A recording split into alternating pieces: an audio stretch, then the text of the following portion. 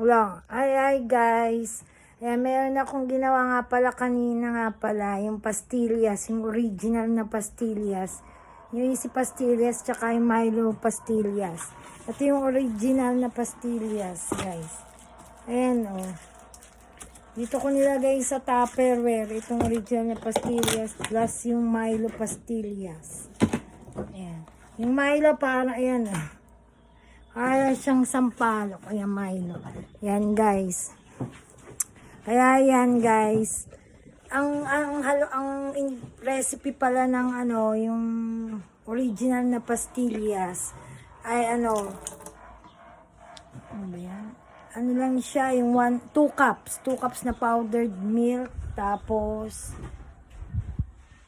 yung 1/4 na may 1/2 pala na condensed and 1/4 na sugar. Yan.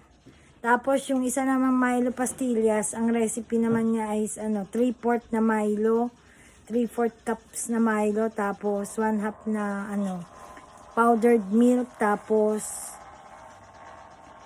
1/4 na condensed. Yan. Kaya yan. Madali lang yan guys. Kaya kaya nyo din gawin yan. Ayun ang aking pinakita ngayong vlog yan. Ayan yung itinitinda ko rin. Pastillas. Yan guys. Sana nagustuhan yung vlog ko kahit maikli lang.